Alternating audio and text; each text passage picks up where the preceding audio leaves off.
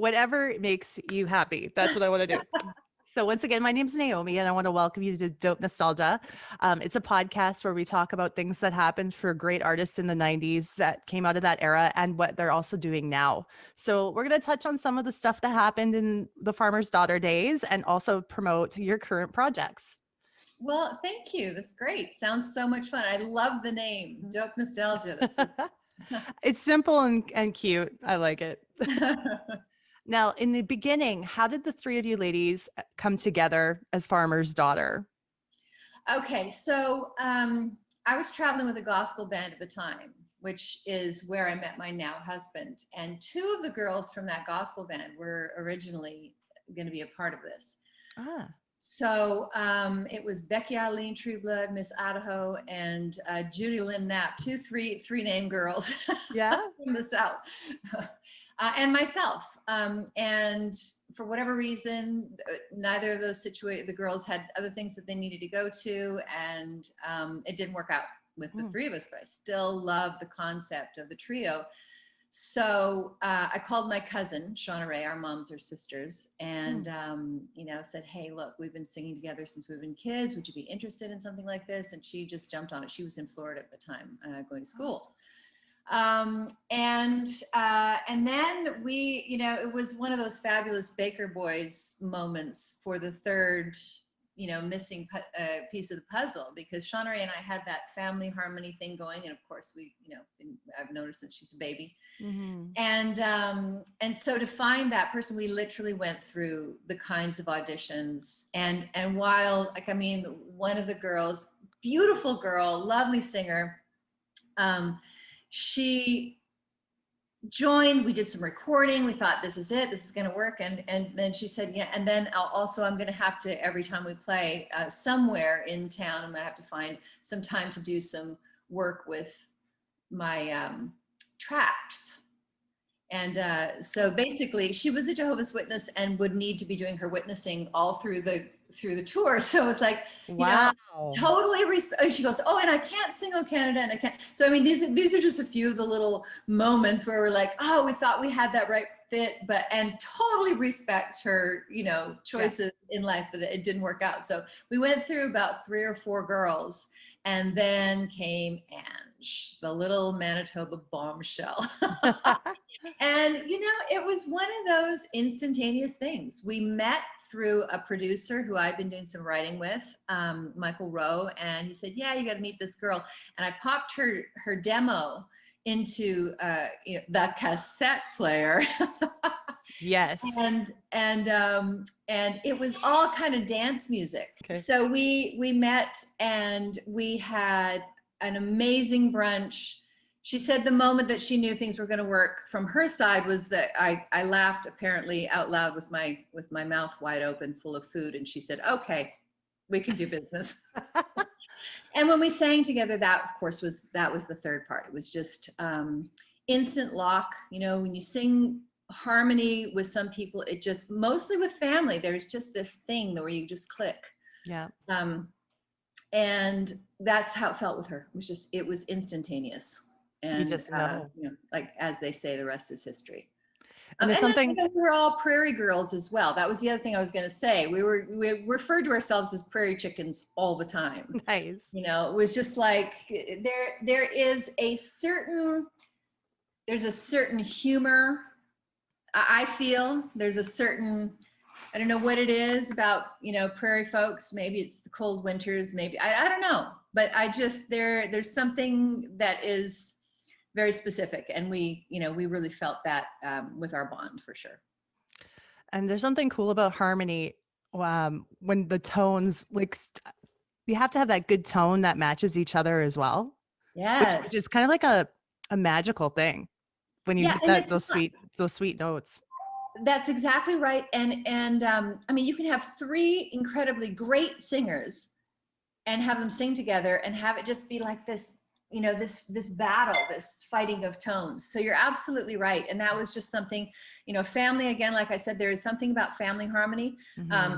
But when Ange came along, and Ange kind of has a bit of a rasp thing going on with her voice, and somehow that just fit right in the middle of Shauna Ray and I, and it just locked.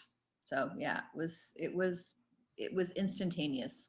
We just knew. It was like, oh, you have to say yes, please. I think that it really excites me talking to you today too, and focusing on Farmer's Daughter is for this podcast. We've been doing this show for a year now, and you're the very first country artist that we're featuring. Oh, So I'm so glad it's you guys because like, what a wonderful way to start. wow. Oh, Yeah. I am so honored. Thank you so much for finding me here in Atlanta, Georgia. And did you guys get compared to other acts at the time that were out there on the radio? And Oh, all the time. And really there at that point there were only two of us. There was the Dixie Chicks and there was us.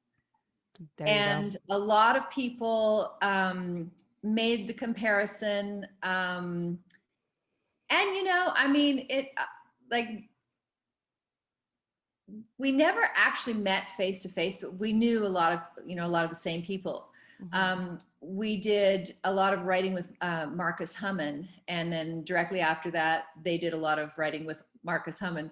The girls were from Texas. We went down to Nashville with our Le Chateau. That's my door. Let's pick up at that point because that's funny. Okay. Hello. Oh, hey, come on in.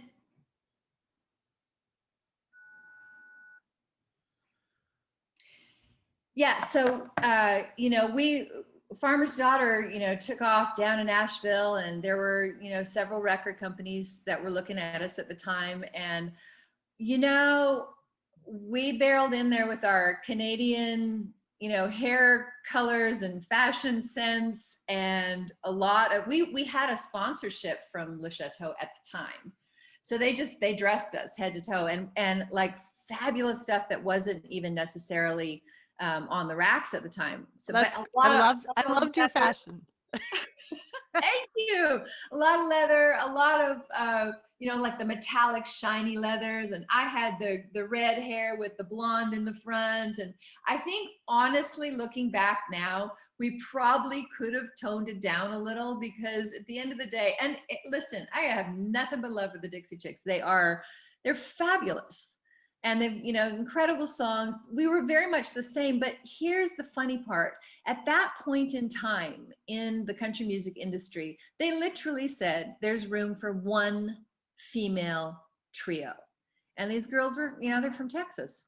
So they got the vote, clearly. And also, I do think that our fashion, I think a lot of the Southern people were a little bit, what do we do with these girls? And it would always come up in live interviews, and they would always set it up as, so what do you think of or in an introduction, it would be, and the Canadian Dixie Chicks. And we're kind of like, so at the end, towards the end, it was just like, we're so different.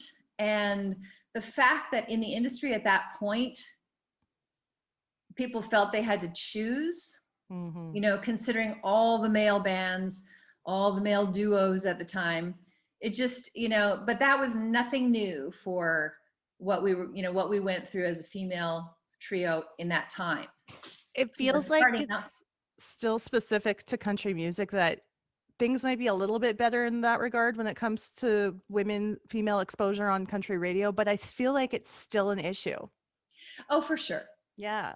Yeah, absolutely. And matter of fact, when we first started playing the bars, I remember our manager, who's my father, when he tried to book us in bars, they said, no, females can't handle a bar crowd. Said people don't drink to female artists.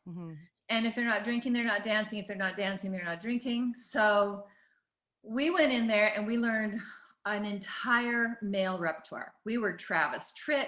We sang, every male artist that had we sang Garth Brooks songs.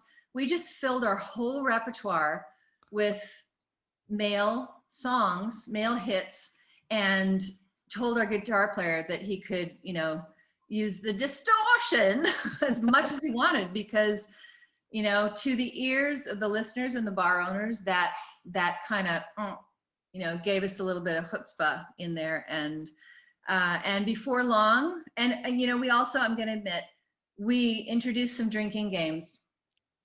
Now, I know that now in today's climate, that would probably not be acceptable, but there was this one song where we said the name Willie about 20 times. And we said, okay, every time you hear the word Willie, everyone, you know, drink. That's pretty normal Not, though, when you're playing a bar establishment, because well, and they you still know want what? you to, they want you to help sell their alcohol too, don't they? Well, they Sometimes. really do. Now I think we could probably get in a lot of trouble for that, but we had to play with our own rules, and you know, and we became a really fun bar band. We even did a costume change on stage behind screens from IKEA, you know, to try and so we literally, you know, would strip down and change clothes behind these screens until we hit the festival stages.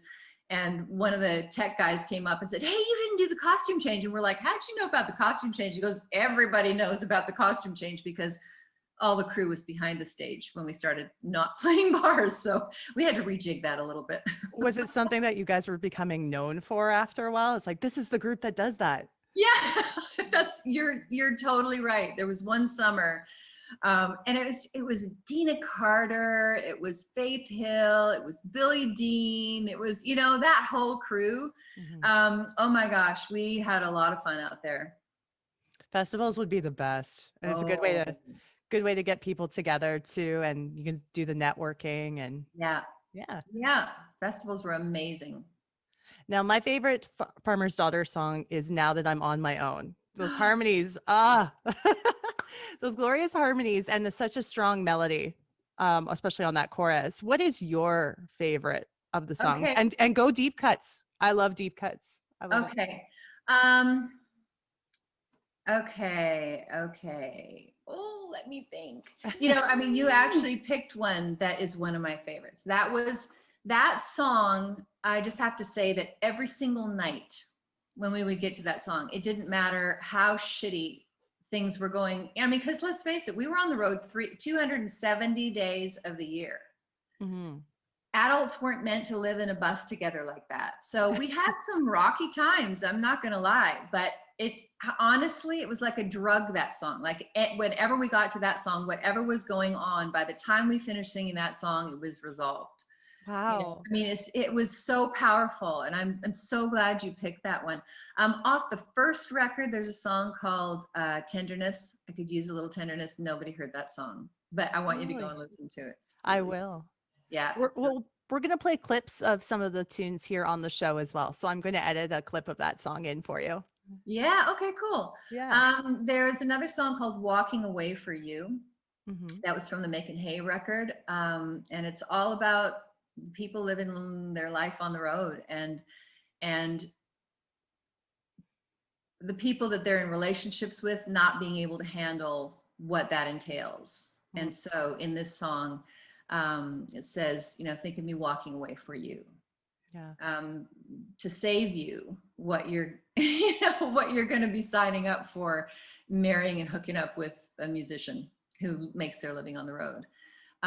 There is also a whole series of songs that we did called the Cocktail Sessions, and it's the only music of ours that's on Spotify.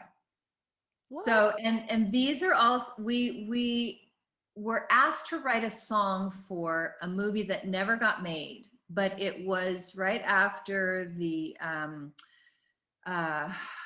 Austin Powers. So Liz Hurley was, well, you know, fabulous in those movies, and they were going to make a movie based on her where she starred as that character. And so we wrote a song called Spy Girl for that movie, and we had so much fun that we said, we're going to do, you know, like 6 sides of this kind of music. And it was such a blast. And that actually, those are up on iTunes, I think, too. It's so funny because when all of the, you know, all the social media stuff was coming about, and even YouTube, we, you know, it wasn't a tech savvy thing. You know, our world, we were total, you know, road dogs, basically.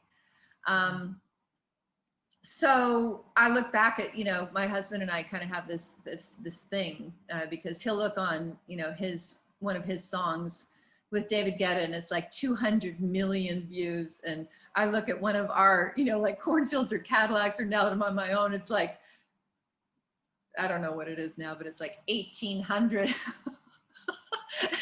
So yeah, he always wins those games. But it's, at one point we had a bunch of our stuff up, and then it was one of our fans who put it up, because we were out of the business before people started uploading and that kind of thing. Mm-hmm. So it all got taken down because there were the rights of the songs that didn't belong to him, and so it all got removed. And then I think somebody put up another one this last year. Anyway, doesn't matter.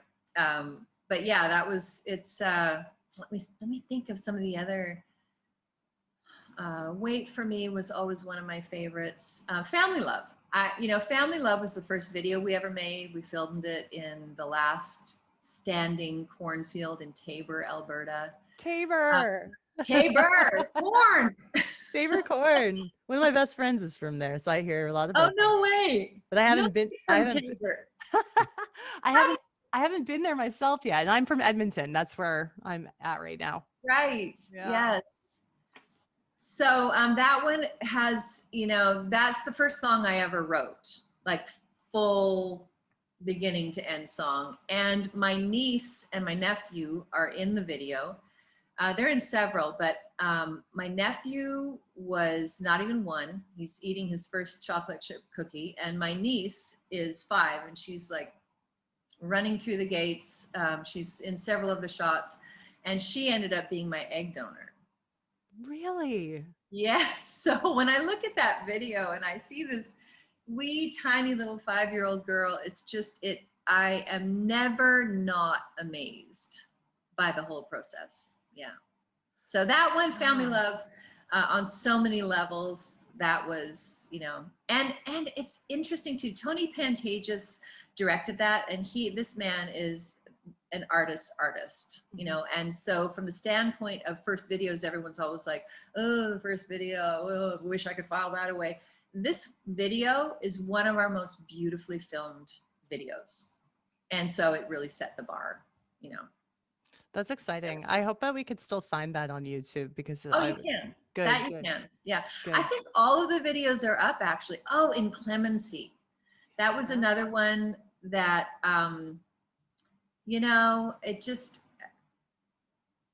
it's written about Vancouver and the rain and that feeling you get. And when we filmed the video, it was supposed to be on the top of a roof, and all of the gear was like swept away. So we had to rejig that one. But yeah, favorites. Oh man. Mm-hmm. It's funny. It's like when someone says, hey, sing a song, and you think to yourself, oh, do I know one?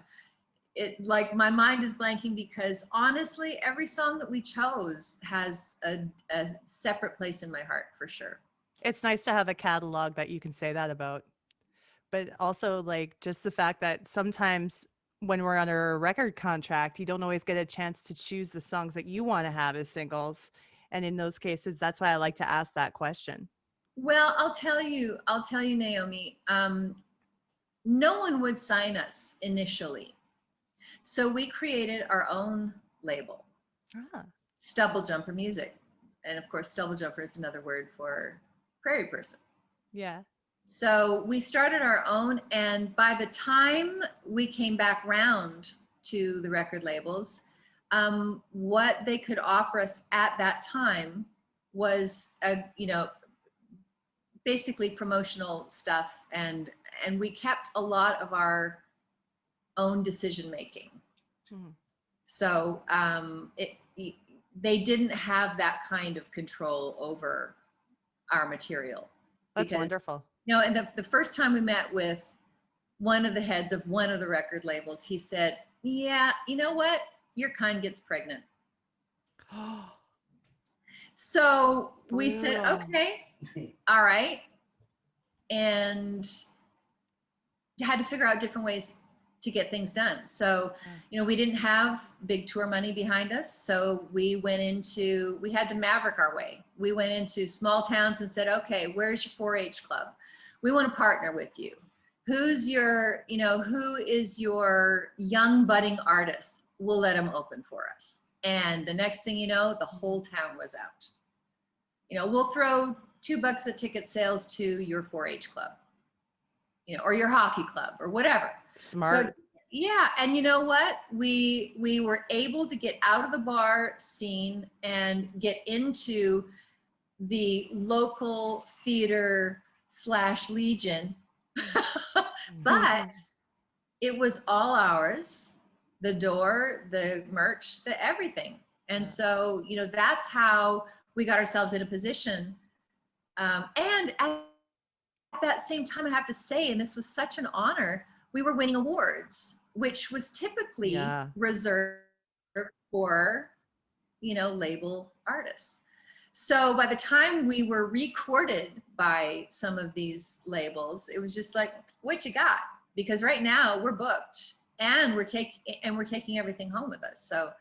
So they, we met some wonderful people at Universal and had a really great experience with them. That leads into my next question too, about the awards that you won in 97 and 98. You won Best Country Group at the Junos, Best Group of the Year at the CCMAs. Now, what an accomplishment that must have felt like for you. And what kind of memorabilia from those days have you kept that's special to you?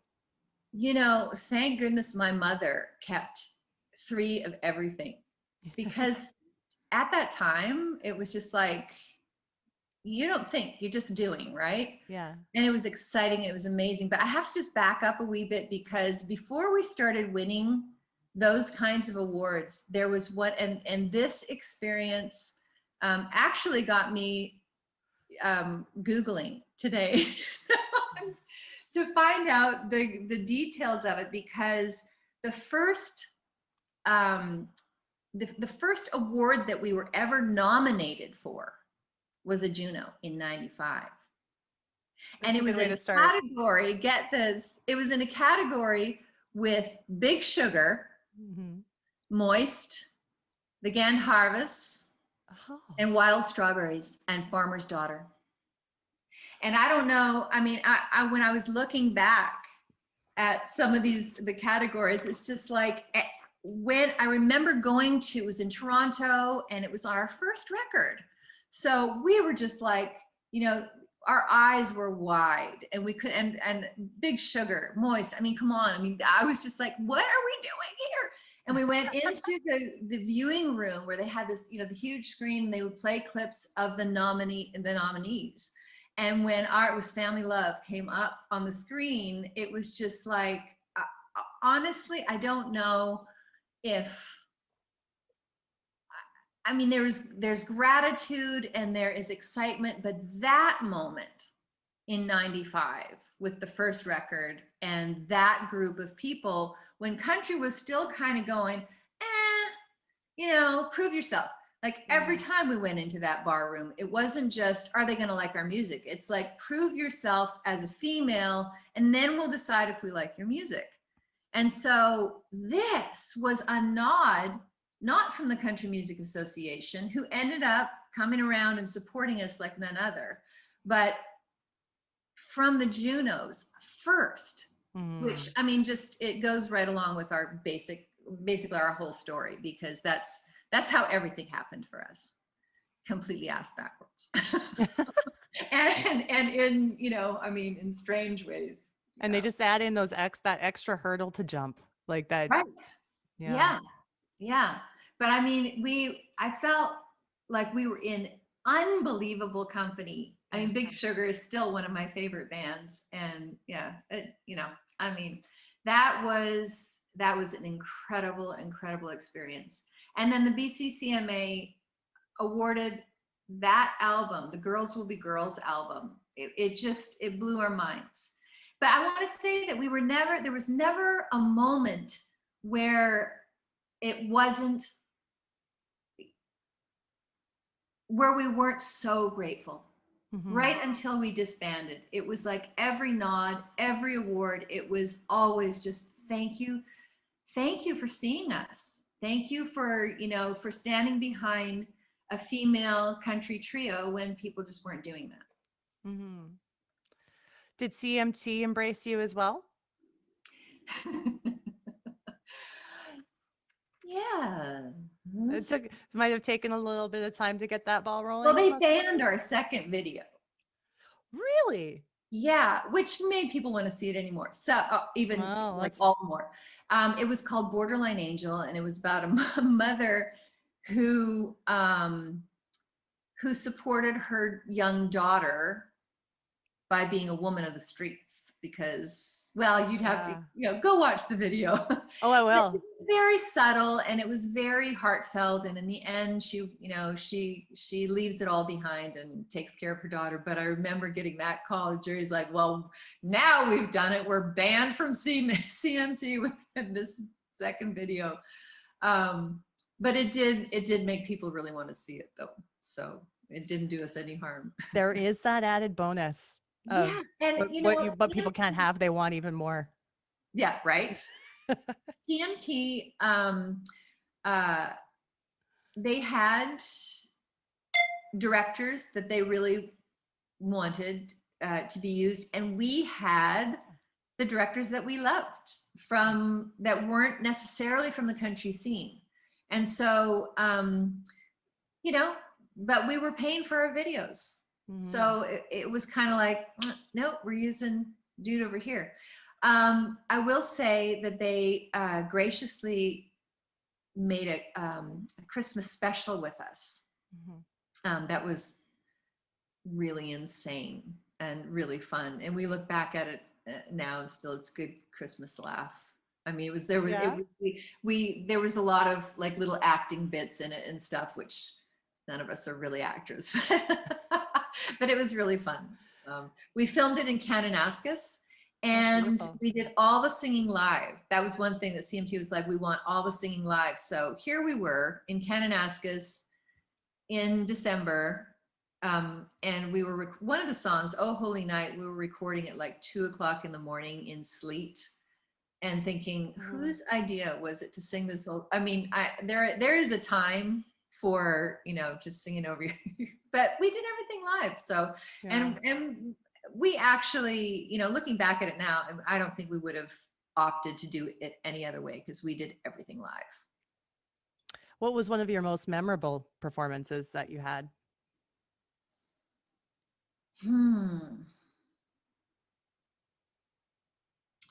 One of my personal favorites, we sang on a barge in the Elora Gorge, where they had to take us out to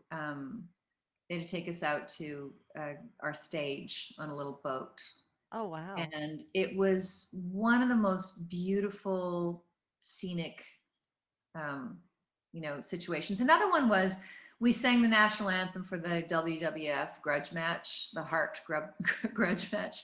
And the Undertaker was coming onto the stage as we were leaving, and they literally told us, like, okay, so these guys are very serious about their characters. So when you're done, we need you to hustle it like out and off. And we were just walking down the ramp, and the Undertaker came down and just about swept all three of us, in one fell swoop. But that was memorable. We also did shows, military shows in Eritrea, in Israel and Egypt, Bosnia, and what's the northernmost point? Alert. Oh. Yeah, so if you were to go out and get groceries, it would be Russia. Yeah. But they took us up there in Herks. And I have to say that there's just, especially in Bosnia, and our Eritrean trip, those trips are very meaningful to the people who are on the base. And, the Canadians are peacekeeping troops, but they were there for almost 6 months. And at the end of that 6 months, they, you know, the most important thing, yeah, the shows were appreciated, but we really literally sat around and talked to them and just, you know, visited with them and, you know, gave them some different Yeah. faces to see, you know. And you get to learn so much from them too about what Oh their my God. experiences are like. Yeah, Yeah. it was, those are some of the moments that really made a mark on Mhm. my life. Like when I came back from that tour, my list of priorities had changed. You know, it was one of Yeah. those. It was one of those trips where it's just like, okay, we need to think through what, you know, what we consider issues. Mhm. Um, and we decided also one year, this is a very memorable one, to play Christmas Day in Wendover, Nevada at a casino. So we were in between sets. We were running home and basing the turkey in the band house, which was not a cute band house. I mean, there was nothing sexy about that band house.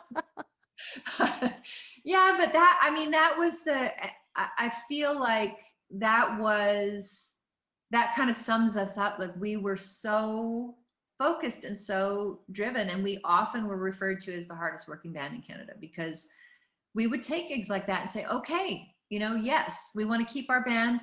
We had our band on a retainer, which again, you know, back in the day, that wasn't necessarily done, but we loved them and we wanted to make sure that we kept them. And so as a female touring artist, we had to, you know, we had to be extra. Smart. Yeah. Now, tell me about the reunion you had at the Winspear Center here in Edmonton. Oh, yes. That should have been on my list. That was amazing. Yeah. And First of what all, year was that? the venue, good question. I can always look that up on Wikipedia. It's fine. Yes, you're going to have to do that because I know I was living in Stratford, Ontario at the time. Mhm. Yeah, not sure. But first of all, the venue itself is just like one of my favorite places to play. It's just beautiful. Mm. And then, you know, we hadn't sung together for literally years. So it was really emotional. It was one of those emotional things where we were thinking to ourselves, why did we ever stop this? And then, you know, I mean, life goes on.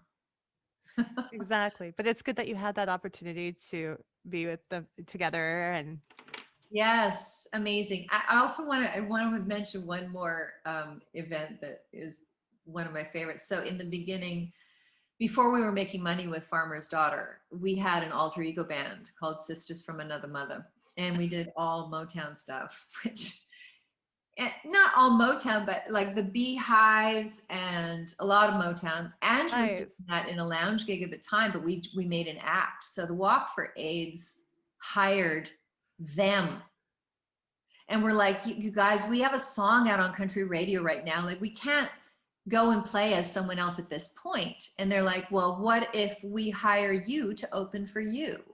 Oh, So we cool. came out and did our whole Motown repertoire. And then we it was in the West End of Vancouver after the march. And we ran to a friend's house and we tore the Beehives out and we read it and we came back and we headlined as Farmer's Daughter with the hit that we had on the radio at the time. That's fantastic. Yeah.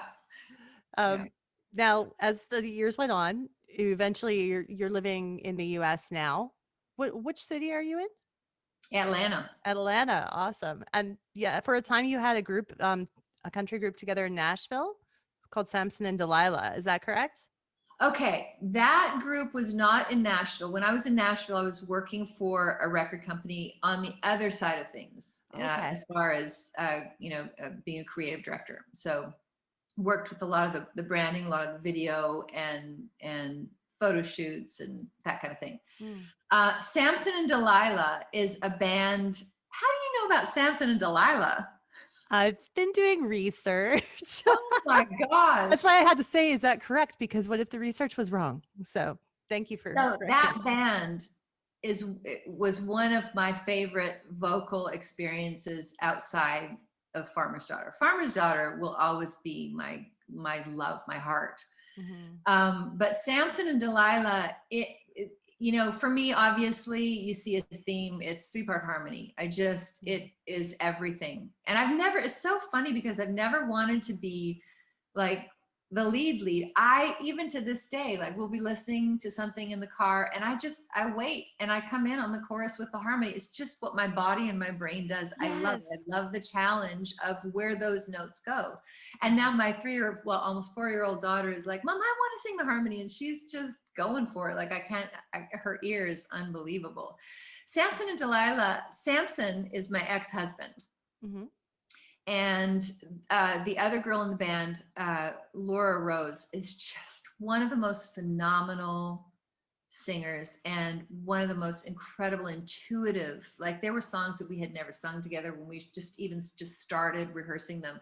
We would just go to the same places at the same time. It was one of the easiest things I've ever done. And it's funny because we created the band after my husband and I split up. So that's weird. Was it awkward? No. I mean, when I hear people talking about their exes with disdain, I think, well, I'm glad that's not my situation. I love him. He is a great human, and I was together with him for 13 years. And he is some of my favorite memories, and drummed in our band in Farmer's Daughter for years. We put a lot of time in together, and I'd be a nut bar now to say anything but thank you for all the fun times. He's a good guy, incredible musician. But we didn't live well together. Towards the end, it was more about what we wanted long term. And I think as you grow and start adulting, which a lot of times is no fun at all, is when you start figuring out, well, that worked for us when we were on the road 270 days of the year, but now we're really finding out, on the day-to-day what works for us. And so we split.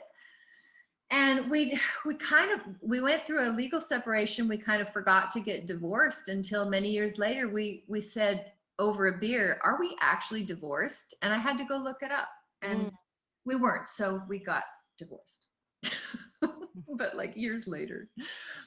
We remained friends. Took a holiday together, started a band. There it is. We were good. And now that you're in Atlanta, do you ever come back to Canada to visit? Yes.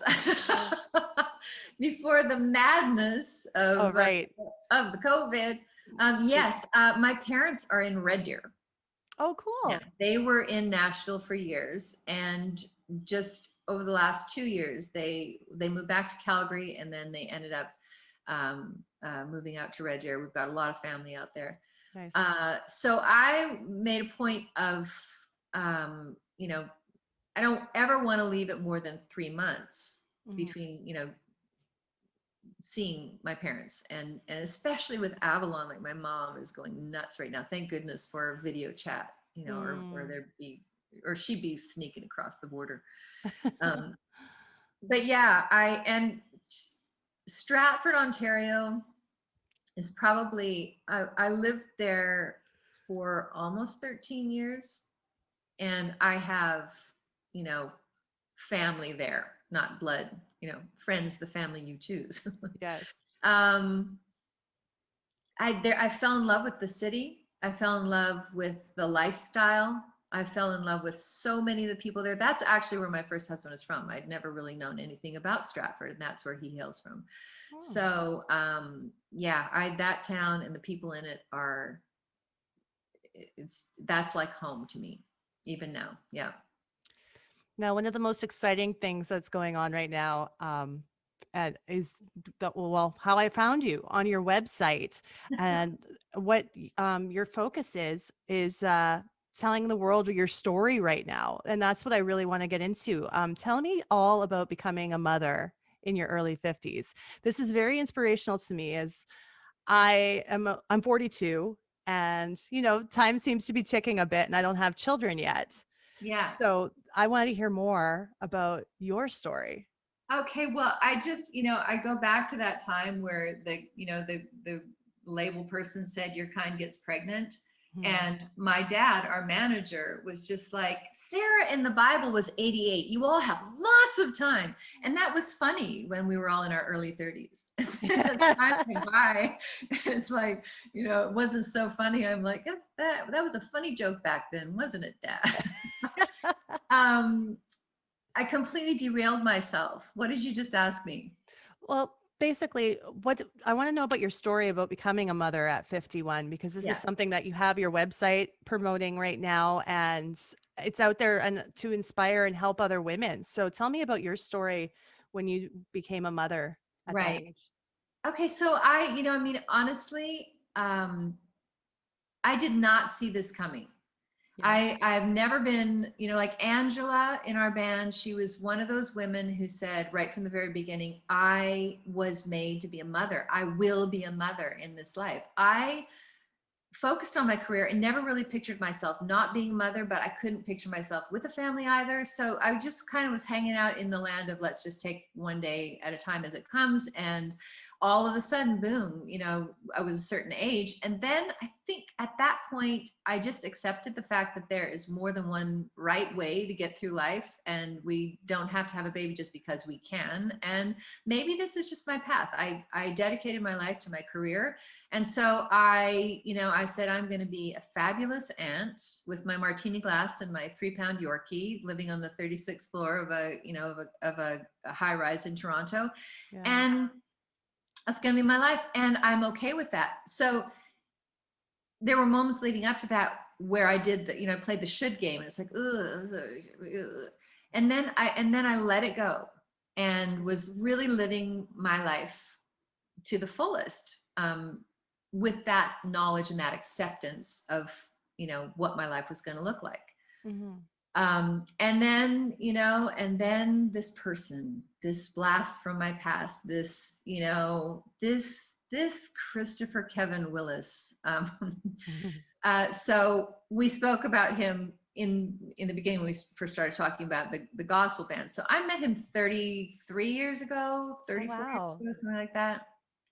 Met and fell in love in the gospel band, pre-Farmer's Daughter, and we both went our separate ways. And we never fell out of touch. He's always been my person. He's the guy that I would call with the good news and the bad news and the complaints and the celebrations, and vice versa. And I would go on trips with him overseas when he had incredible fame.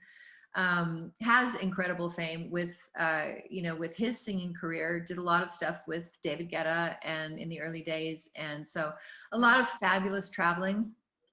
And so we have always remained. This is Avalon.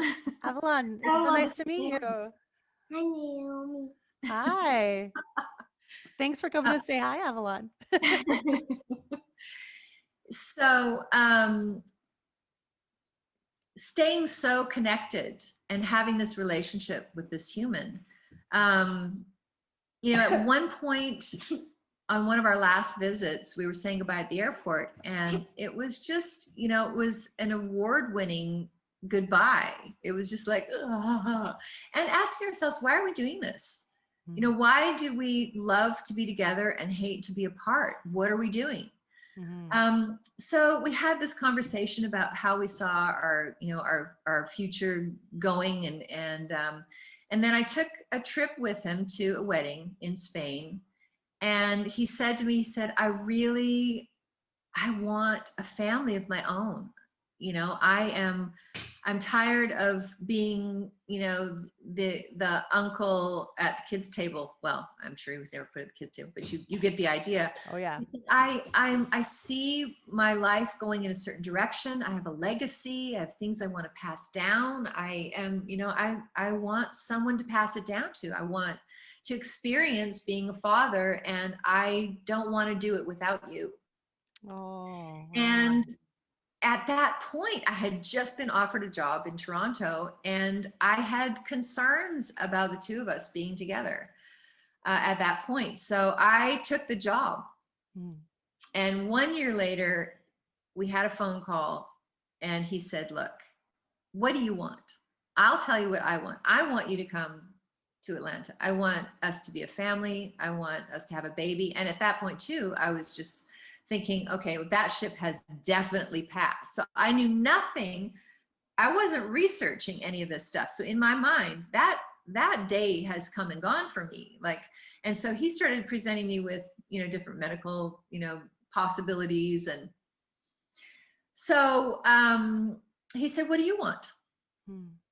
And I gave it some thought, and I said, you know what? I want nothing more than to be a family with you. And literally within a month, I sold everything in Toronto. I left my job. I moved down to Atlanta. We worked on immigration and all that stuff after the fact, after I got here. So we didn't worry about the how at all. We concentrated on what and why and what we wanted. And at this point in our lives, that we just said, we're just going to go for it. So I moved down, and we got married, and we started the fertility journey directly after that. Had no idea what was possible. Yeah. Had no idea that I could carry a baby at that point. Mm-hmm. And so we had to make a lot of decisions at that point about what we wanted to do as far as, egg donation, IVF. And we knew that we didn't have a lot of time to experiment, because a lot of people are like, well, let's find out if you have any eggs and let's go that direction first. Mm-hmm. And we opted not even to go down that road. She's so sweet. Yes, she is. And we thought to ourselves, if there were any rogue eggs floating around in there, they may cause problems, really. And also the time factor. We understood what we were up against, and we wanted the best possible outcome. Mm-hmm. So initially, we started looking at egg donors that were within the fertility center.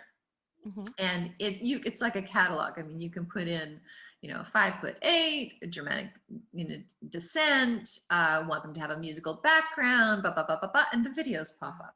Wow. Here, Svetlana, and it was crazy, but something inside me was just like, nope, definitely not, hell no. And Christopher's like, you need to loosen the grip a little bit, honey, because and I kept coming back to my niece, Savannah, who I was very, very, very close with. And Chris had reservations because he wondered, like, is this going to be weird? Right. Is this going to be weird at Christmas? Is this going to change the dynamic with your family? Is Savannah going to decide one day that, whatever happens when things go sideways, right? Right. So finally, he came around to saying, okay, let's have this conversation. We called my brother and sister-in-law first before I even contacted Savannah, because my brother and I are very close, and also my sister-in-law, who I've known since we were kids. So we called them first and said, look, this is what we're thinking. Are you okay with that? And they were overjoyed. And that's when we reached out to my niece. And before I even finished my sentence, she said, absolutely, whatever you want, Auntie, I would do anything for you. And that started our fertility journey, where she came down to Atlanta. Savannah came down to Atlanta and lived with us for about 3 months, leading up to the egg retrieval and the IVF process, which, Chris and I are both very A-type personalities. It's like, we're going to go. We've found the number one, the guy who is heading up the egg donation part of the, it was in New York City, the Langone Center for Fertility, Dr. Licciardi, who's just a genius. We thought to ourselves, we're going to walk in there, we're going to pay our money, I'm going to take my shots, and bingo, bango, baby. And so 4 years later, and we had 6 transfers. a miscarriage, the rest were failed transfers, and then this one. Oh, So that's why I think my dedication to what I'm starting up now, I feel so passionate about, is because I think if it happened on the first try, this part of the conversation wouldn't exist. There's so many layers to that experience. So many layers based around shame, around worthiness, around persistence. So much of the success of this, I believe, for me in my situation, was mindset. And then, the absolute best medical and integrative doctors as well. But what I found after we had Avalon, where women were coming up to me and asking in very hushed tones, like, so what did you do? You want to go put your Halloween costume on? Can you reach it? Maybe Daryl would help you. Daryl's busy. Oh, Daryl's busy. One moment. We're going to get Halloween costume and be right back. Sure. Okay. Again, the women who were asking me questions were asking me questions like, and it was always in the same way. It was like, what Did they almost feel embarrassed to ask the question? Yes, there's this subject of infertility, especially with women, is shrouded in shame. There is this feeling like there's something wrong with me because I can't do the most basic thing in the world, and that's have a baby. I mean, this is the most basic thing, right? Well, and young or older, I mean, obviously it doesn't get easier when you get older, but it is a very interesting subject. And so that was what kind of made me start thinking, like I found that I was so exhilarated and excited to share with them all the possibilities.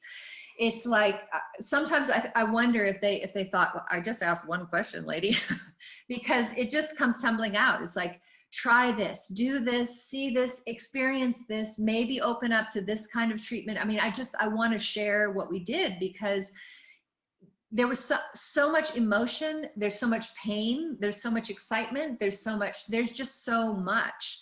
So when the questions started coming to me, when I was answering them, I found that I was it became a passion. And so this is what this whole thing is about with the Jake Take. And I now have a private Facebook group for people who are going down this path. And I've called it the Jake Take Sisterhood, because I've invited people who have done the thing and had the babies to show up for these women.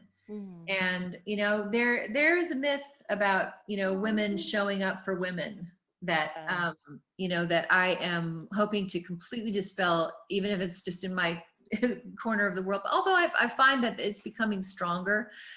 But just that, that I got you. I'm here for you. I support you. I want to share everything that worked for me. Yeah.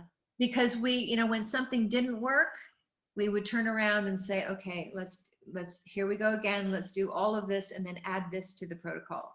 Like whether it was an energy worker, a healer, whatever people suggested we do, we did. We took very seriously, and then the mindset, part of it came in, and I believe that all together is what was, brought success for us. So yeah, that is my, it's a passion of mine, and I love our story, and I want people to know that if I did it, so can someone else. I was 51. It's an incredible journey, and I am so overjoyed that you're doing something to not only help lift up women and inspire them, but take that shame feeling away about how they feel about the situation, and the encouragement you're giving them. I think it's fantastic. So I'm definitely going to make sure that everybody out there knows about the Jake Take. We're going to put those links up on our social media. Yeah. And, I'm finding that initially it's my website was where I lived, but then I, over on Instagram and the private page, I'm actually going live with my niece on Monday. I think we're doing it on Monday. Anyway, yeah, it's, just letting people know that I've been where you are. I feel the pain, but the one thing that you can't do is give up if this is something. Okay. Yeah. I'm sorry. Let's see your costume. This is Violet from The Incredibles. That's so cool. Oh, You're such a superhero. oh, listen. Yeah, that was. Looks good. Yeah, and it's worth it. Yeah. She is my heart for sure. Yeah. Oh, she's so charismatic. She- what a doll. Yes, she is. She's got to go fight crime. Okay. Oh, trust and believe.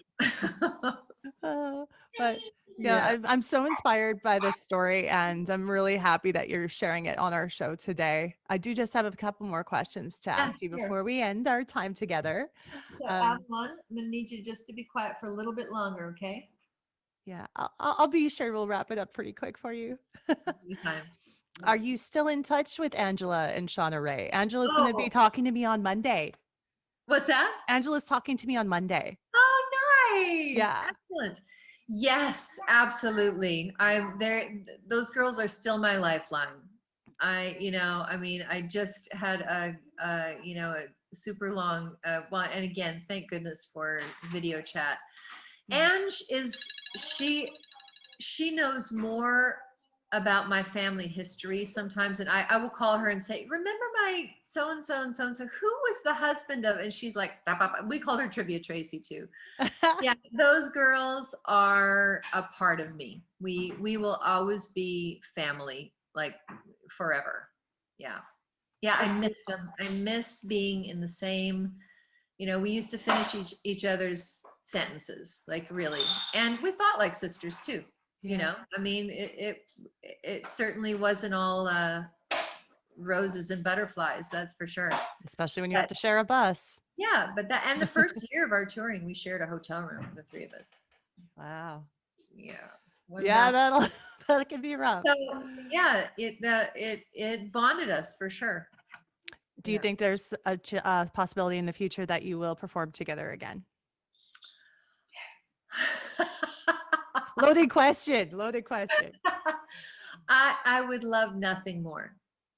I really, it is, it's a feeling that I can't explain. It's a part of my life that holds probably,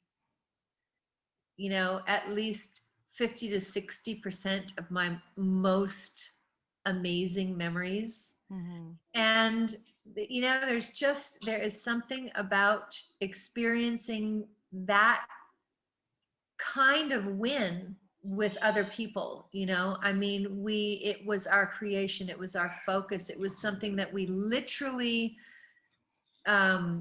brought into existence and were able to experience together. When they announce your name after the nominees, and the winner is, and it's actually you, it's just, there is a euphoria, and to share that with these other people, it binds you together in a very special way, for sure. I miss them. I was going to say, I'm so nostalgic now, but that's what I'm here for. Tie that in. Yeah. I think I'm going to have to hang up and call them both in on a conference call. What goals lie ahead for you? One of my hugest goals is to stay healthy and active. I just started a workout at an infrared sauna. I don't know if you've heard of that. It's called Hotworks, and it's like they're little private 7x7 infrared saunas that have virtual like yoga and Pilates, and and they have cycling classes. So you're getting the benefit of the infrared sauna and also the workout. So staying healthy so that I can be around to be here for this little girl and show her the world, Yeah. yeah, I am excited about. There are a couple things in the works right now. I am talking to a company about creating a line of kids hair products for curly hair. Wonderful. Yeah, my goals have always been to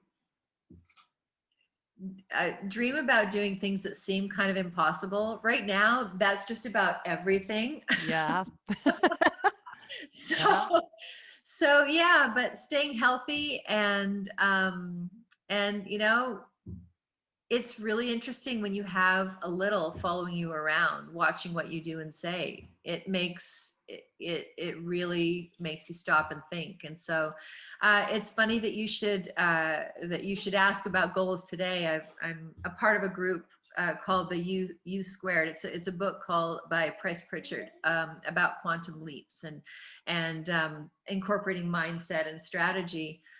So today that was one of the questions. It's like, what would you do if you couldn't fail? So that's top of mind right now. What a great wording of that question. Yeah, If you couldn't what fail. would you do if you couldn't fail? And I keep coming back to the idea of, I love working with women. So I think what I'm doing in the coaching field is really up my alley.